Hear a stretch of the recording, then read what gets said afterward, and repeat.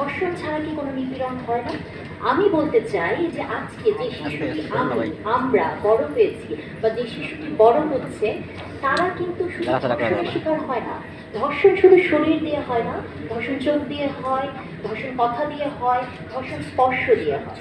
আমরা দেখেছি গত কয়েক বছর ধরে অনেক টেলিভিশনে অনেক রাজনৈতিক নেতাদেরকে আমরা দেখেছি যে তারা কেমন করে স্পর্শ করেন শিশুদের অথবা বড়দের। এগুলো নিয়ে কি আমরা কথা বলি? স্পর্শ নিয়ে আমরা অনেকেই কথা বলেছি, বাচ্চাদের বুক টাচ, ব্যাক টাচ শেখানো হবে।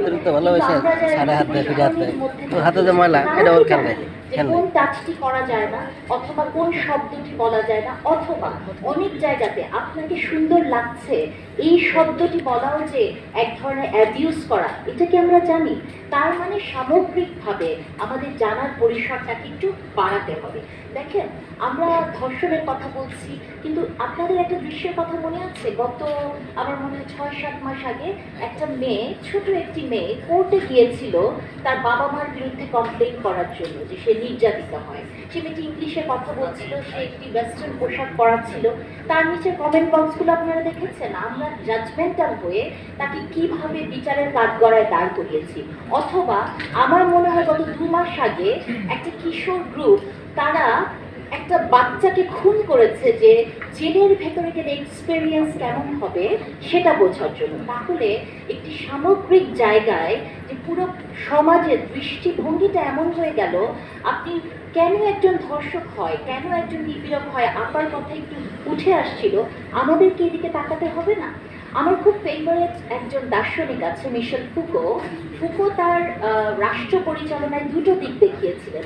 একটি দিক ফুকো দেখিয়েছেন যে কেমন করে রাষ্ট্র পরিচালনায় পুলিশকে ব্যবহার করতে হয়, ক্ষমতাকে ব্যবহার করতে হয়।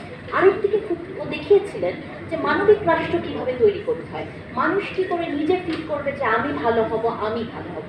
আমরা কি সেই জায়গাটায় যেতে পেরেছি? আমরা একটি বাচ্চা, বাংলাদেশের একটি শিশু, তাকে কি শিখাই?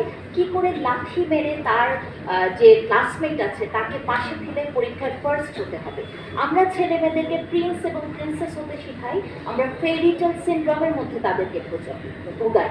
কিন্তু এই শিশুটি যে একটি নর্মাল শিশু, এই শিশুটিকে যে তার পারিপার্শ্বিকতার মধ্যে অনেক কিছু দেখে বড় হতে হবে, সেই তাগিদটাকে আমরা কখনো দেই?